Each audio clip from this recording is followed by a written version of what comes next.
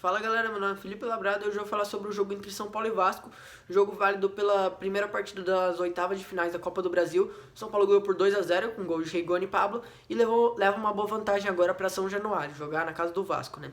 E é isso. Agora aqui para falar sobre a escalação do São Paulo. São Paulo vem no 3-5-2, que é a escalação de sempre, com a trinca de meio de campo sendo formada pelo Nestor, ali como primeiro volante, como único volante, né? Daí mais à frente Benítez, um pouco mais pela esquerda, e o Igor Gomes pela direita, né? Mas vamos lá, o Volpi no gol, né? Como sempre. E o Vasco, apesar de ter tido espaço na frente da área ali, o Vasco deu 16 finalizações, foram bastante, mas o Volpi não teve tanto trabalho, porque o Vasco finalizou apenas 3 no gol, né? Então o Volpi acabou não tendo tanto trabalho e sendo um jogo, vamos dizer, apagado, porque ele não teve trabalho. Daí, começando o trio de zagueiros, o Arboleda, que se machucou e acaba entrando o Bruno Alves, né? O Miranda, que o Miranda vai muito bem, consegue anular o Cano ali, né? Que era o jogador do Vasco que mais podia levar perigo pro São Paulo. E ano passado, em 2 jogos, quando o São Paulo fez 3 gols no Brasileirão, né? Foi um carrasco do São Paulo no ano passado, que tirou pontos que seriam importantes para a conquista do título. Que se tivesse conquistado os pontos que perdeu com os gols do Cano, o São Paulo teria sido campeão, né? Faltou 5 pontos pro São Paulo, e justamente isso, né? Faltou para ser campeão. Mas então, daí ali o Léo, né? O Léo que sempre ajuda bastante na progressão, tudo. É um ótimo jogador, encontra passes entre linhas pro Benítez ali no primeiro tempo, né? Mas agora na ala esquerda o Reinaldo, que faz um lindo lançamento pro Rigoni bem no comecinho do jogo, 50 segundos de jogo tinha, o Rigoni acaba não dominando e batendo de primeira ali, né, dando só uma encostadinha na bola, a bola vai pra fora, o São Paulo já poderia ter aberto o placar ali, mas ok. O Reinaldo dá uma assistência também, mas falta aproximação para jogar com o Reinaldo. Quem faz muito bem isso é o Sara, quando ele tá jogando de dupla ali com o Benítez, um pouco mais adiantado atrás do centroavante, ele aproxima bastante e ajuda bastante o Reinaldo ali a chegar mais no fundo tudo. Daí o Reinaldo às vezes acaba cruzando muito cedo e não leva a perigo esse cruzamento dele, né?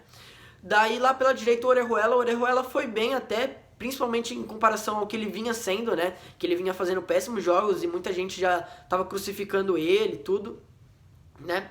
E realmente não vinha jogando nada, né? Vinha jogando bem mal, falhando em jogos, tudo. Mas foi bem, conseguiu encontrar passes entre linhas lá na frente pro Rigoni, que levou perigo. O Rigoni tentou tocar pro lado numa bola que ele poderia até ter chutado, mas ok. Daí, ali de volante, primeiro volante o Nestor que não tá adaptado ali, porque ele não é primeiro volante, né, ele é segundo volante, sai mais pro jogo, né, e daí algumas vezes cedia espaço. E cedia espaço também porque justamente ninguém cobria ele em alguns momentos, quando ele saía ou quando ele ia pra lateral, né, mas eu vou falar disso daqui a pouco, né, quando ele ia ajudar o ala a marcar, né, no caso.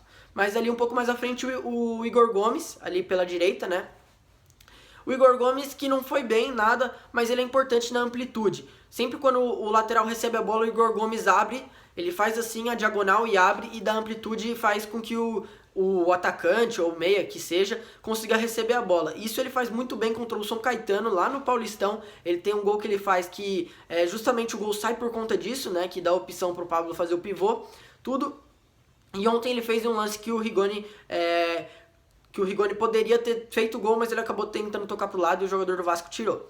Mas ok, daí o Benítez que vem jogar um pouco mais pra trás, né? E daí, isso daí teria que ser a função do Nestor se tivesse um primeiro volante. Então era até interessante colocar um primeiro volante ali no jogo pro Benítez ficar mais solto e mais próximo dos atacantes para gerar chances de gol do São Paulo, né? Que essa é mais a característica do Benítez. E o Benítez tinha que vir ajudar mais o time a sair da pressão do Vasco, tudo, né? E daí tirava essa característica dele de ser um meio mais armador, né? Do que um construtor ali, um volante construtor, né? Mas ok, ele acabava ajudando mais nisso. Daí lá na frente, o Pablo e o Rigoni muito bem atacando a profundidade, como sempre, não tem nem o que falar. O gol dele com um passe do Benítez, inclusive um lindo passe do Benítez, até esqueci de falar que ele tinha dado assistência, né? Mas o Rigoni é ali que confunde muito a marcação, porque ele é ambidestro. E daí ele chuta muito bem com as duas pernas e nunca sabem qual que ele vai chutar, né? E daí ele consegue confundir bastante a marcação. Ele também sempre encontra uma opção. Super interessante isso do Rigoni, ele nunca, a bola chega nele e ela é desperdiçada totalmente. Ele sempre vai encontrar uma opção numa jogada, né? Pode não dar certo, claro, como deu uma lá no Pablo, tudo, mas ele sempre encontra uma opção.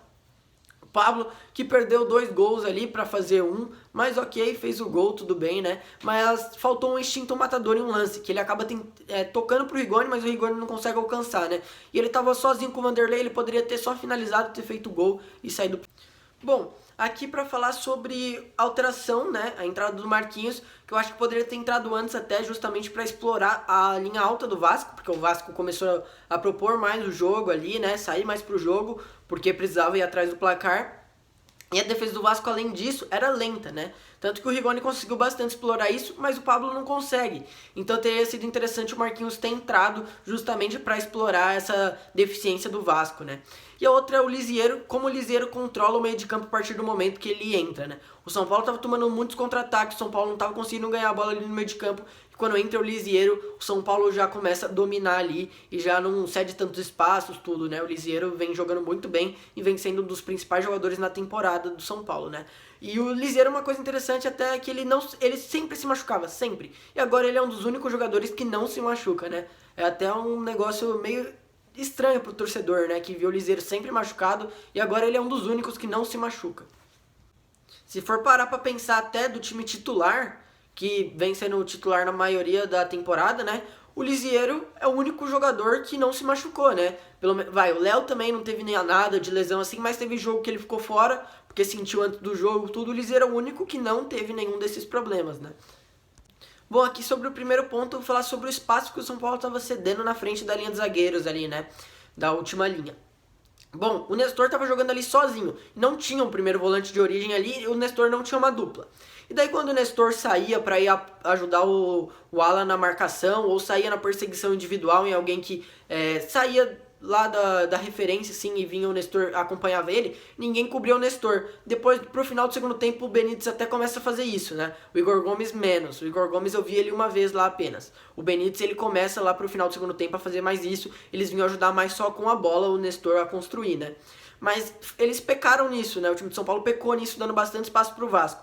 Teria sido interessante até ter entrado um primeiro volante ali no segundo tempo, porque o São Paulo acabou cedendo muito espaço pro Vasco. Se o time do Vasco tivesse mais qualidade técnica, provavelmente o Vasco teria conseguido empatar o jogo, ter feito pelo menos um gol também, né?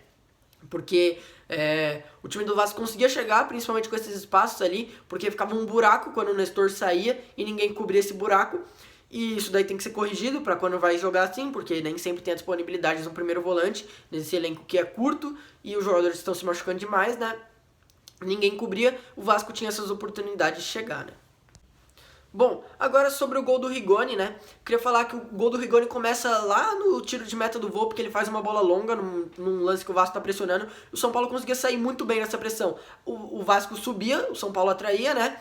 Tudo conseguia sair da pressão e conseguia explorar as costas da defesa, como o São Paulo vem fazendo quase em todos os jogos. E o São Paulo fez isso muito bem. Teve outras chances, tudo, né? Mas acabou só saindo o gol do Rigoni assim, né? O gol do Pablo sai de um escanteio cobrado pelo Reinaldo. Finalmente o Reinaldo acertou um escanteio, inclusive, né? Não acertava um escanteio desde o jogo contra o 4 de julho, o 9-1, né? Que ele acertou pro Bruno Alves fazer o gol de cabeça. Bom, e aqui a última parte para falar sobre a lesão do Arboleda, né? Já era meio nítido que ia acontecer uma hora ou outra, principalmente pelo péssimo preparo físico do departamento médico de São Paulo, né? São Paulo vem tendo muitas lesões, tá sendo bem recorrente, quase todo jogo sai alguém lesionado, mas também pelo Arboleda não ter um descanso desde o jogo contra a Ferroviária pelo Paulistão, né? Depois desse, ele jogou todos, menos contra o Fluminense, quando ele foi afastado. Mas aí, nesse mesmo dia, ele foi para a seleção do Equador, tudo, né? No mesmo dia do jogo. Então, acaba que não muda muito. Ele jogou a Copa América, rodou pelo Brasil aqui, daí já voltou jogando, tudo, né? Tem todas essas série de questões aí, tudo isso. E daí, alguma hora ia acontecer, se ele não fosse poupado. Eu tinha até pensado que ele poderia ser poupado agora contra o Vasco, visto que eu acho que o Bruno Alves conseguiria segurar aqui contra o Vasco, que é um time teoricamente mais fraco, né? Mas é isso, galera. Valeu, falou e até mais.